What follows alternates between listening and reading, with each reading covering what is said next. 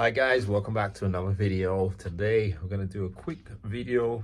I'm going to attempt to repair a puncture in a tire. So I've never done this before, so this isn't a tutorial, but this is me showing you how I'm going to do it based on the instructions. So I've had a little issue with the bike. This is the R1.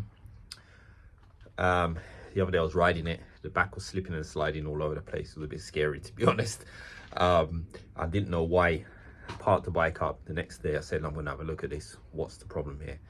Is the chain slack or whatever it is? And something just told me to press the tire. When I pressed the tire was almost flat. So I realized, oh, it's my tire, because it's a good tire as far as the tread is concerned. So I put air in it, and when I went to the petrol station to put air in it, actually it told me I had 15 psi in the tire. Now I should have about 42 psi in the rear tire, so you can see massive difference in pressure, which would obviously cause the bike to handle really badly. So pumped it up, rode about that day, parked the bike. A couple of days later, went on the bike again, tire was flat. Checked with my gauge, I had about 5 psi, so obviously the tire's losing. I looked all over, I couldn't find any nails or anything, so I thought maybe the valve's leaking or something. So I've decided today, let me just have a look. But yesterday I actually ordered 2 tires. So I just decided to just order some new tires, because the front and back are mismatched anyway. This is how I got the bike. Don't like that. So I've ordered 2 Pirelli Rosso 4 tires, which are supposedly a good sort of road stroke track tire. So good road tire for all conditions, and also for, you know what I mean, if you're pushing it a little bit as well. So I've ordered some of those. I actually had that on the VFR 800, so they're actually quite a good tire. So those are on the way. In the meantime, I might want to ride a bike today, so I want to see if we can figure out this issue. So here we are. So this is the bike. So I checked the pressure today. I've got a digital gauge. I did check the pressure, stuck it on a valve in here, and it was reading 4.4 psi. Bearing in mind I haven't ridden the bike for probably about four or 5 days. So I said there's got to be a puncture in this thing itself.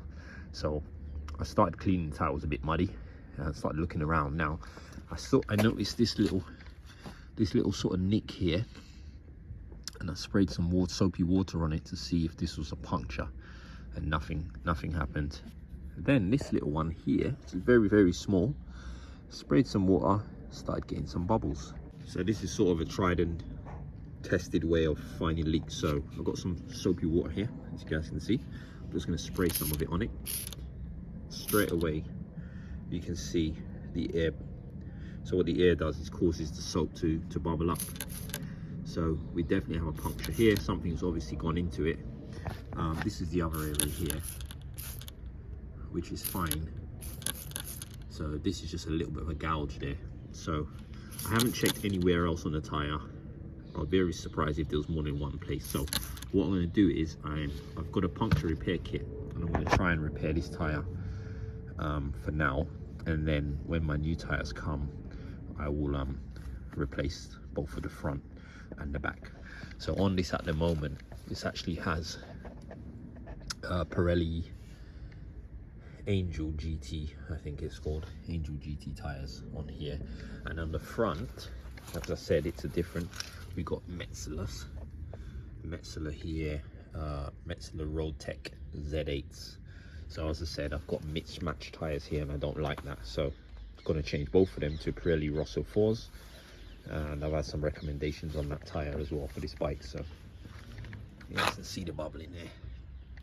Right, so I'm going to show you guys the puncture repair kit I picked up from the local store, and let's see if we can repair this. Guys, so here's the kit I picked up in a little store nearby. As you can see, price is $4.99.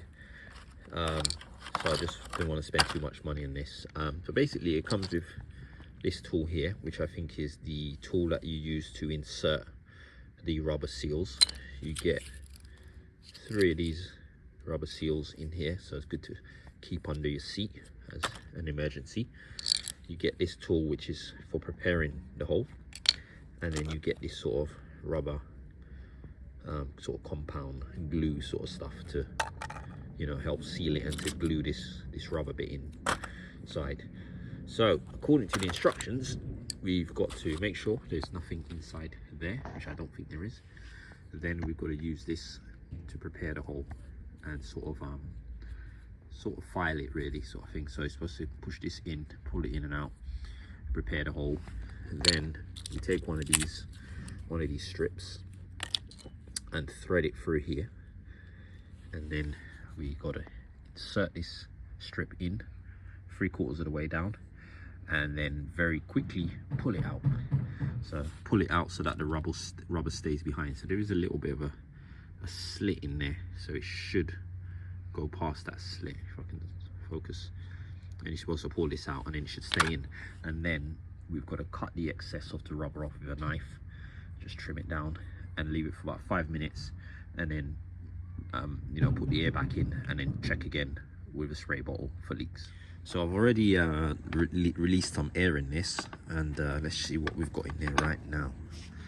So according to this now, we have 19.8. So I did put it back to 42, and then when I found the leak, I let a load of air out. So I'm gonna let a little bit more out just to make it a bit easier to work with, I think. But at the moment we've got 19.8. So I'm just gonna release it and probably bring it down to about 10. So you can see, drop in here. All right, let's see what we got now. 17. All right, drop it down a bit more.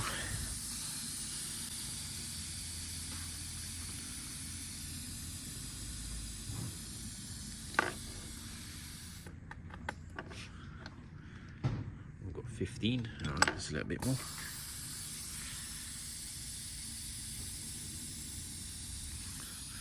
This should just make it a little bit easier to put the plugs in.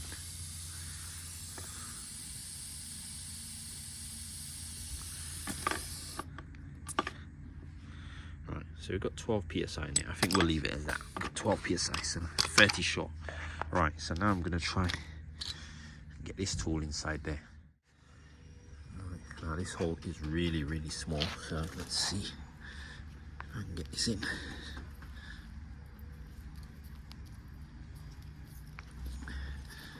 Twist it in. It's going in now. There we go.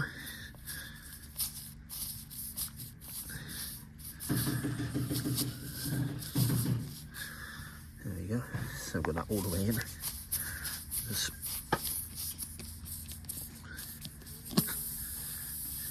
I've got a proper hole now.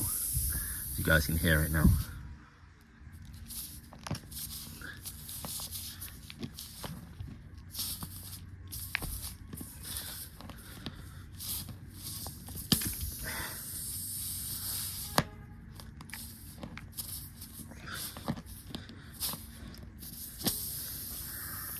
Okay.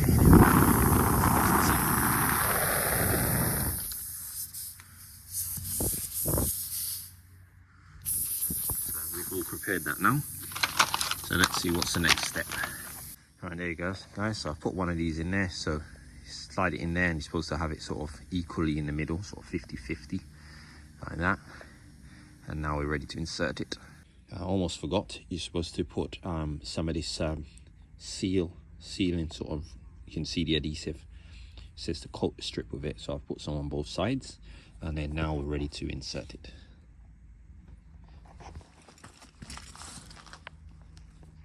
The tire's really flat now.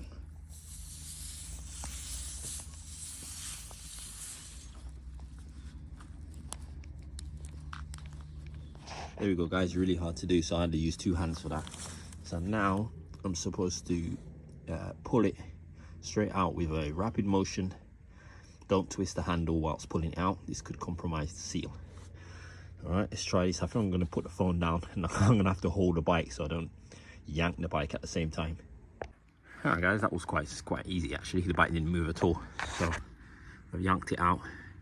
It's quite a rubbery compound. So I'm going to leave that for about, they say about 5 minutes. It is a bit cool out here, so I'll probably leave it for about 10, and then I'm going to trim this with a blade, and then I'm going to fill it up and check again. So it does give you some warnings on here.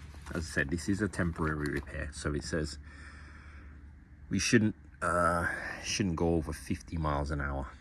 Okay, so that's yeah, that's a temporary repair for a bike like this. You know, if you have a moped or something, maybe you'll be all right, but yeah, so I've got to take it easy with this. If I do ride, it's probably going to be today, and then I'll probably get the tires changed before the next time I ride it anyway.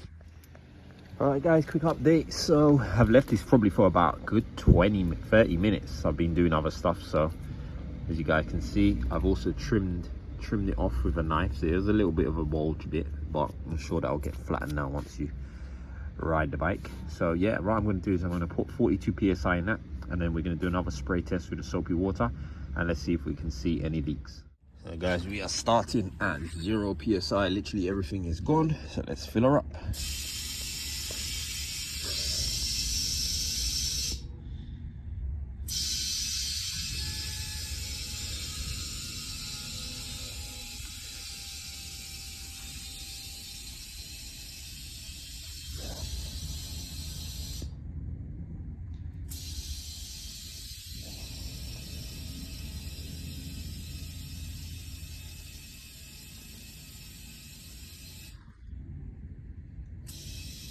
So we're going for 42. So the recommendation is 42 on the rears and 36 on the front.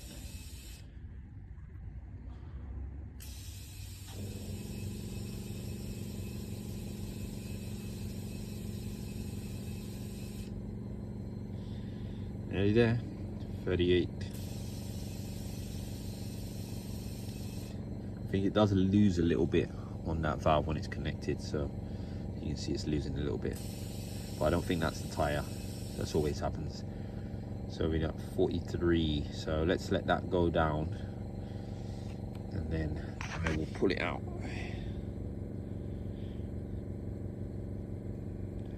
You see, when I hold it straight, it doesn't lose any air.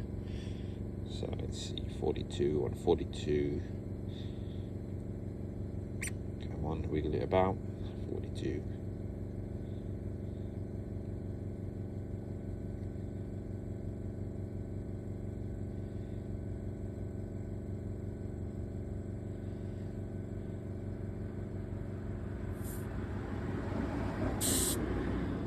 Oops.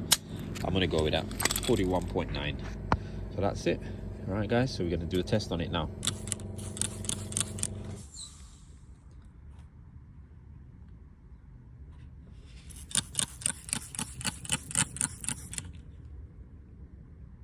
Don't see anything at the moment. It's looking good. Let's try the other spot here. I don't think that's a hole anyway, but that looks good.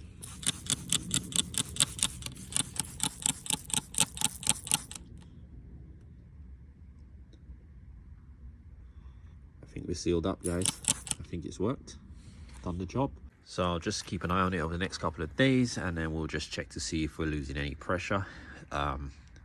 Yeah, hopefully it works, and at least I've learned today and done for the first time motorcycle tire repair, and hopefully someone else can do one for themselves if they need to in any emergencies. All right guys, so also I want to show you guys, I've recently put on one of these quad lock mobile phone sort of locks, which is really cool. So it's specific to the this yoke bolt here size. I've just got the clamp, and I've also got a vibration dampener on here as well. So that's that thing at the back here, which is good for high-speed vibrations. And then this just clips onto the phone case, the quad lock phone case on my iPhone, and it's really good. So I've now actually ordered another attachment which will go underneath, or replace this blue bit, sorry, which is the wireless charger. So I will have to wire that up to the ignition. So when I get that, I may try and do a video on that, because that might help someone of the process, and I'll figure it out, and maybe we'll find out what not to do along the way. So that's on order. When that comes, I'll hopefully do a video for that. Then I'll be sorted. Whenever I'm riding, I always have an issue, especially if I'm out all day, riding out all day, battery's dying, you can just plug it on while you're riding, your phone will always be charged. So that's the last little bit of kit that I need to do on the bike. So another couple of bits I'm looking to do. Tell me what you guys think. I'm looking to replace these plastic bits here with some carbon fiber ones. They're not real carbon fiber, but yeah, so basically it replaces this part here, all up the air duct here, and it transforms the bike. So I may be looking to get one of those, and we'll see what it looks like.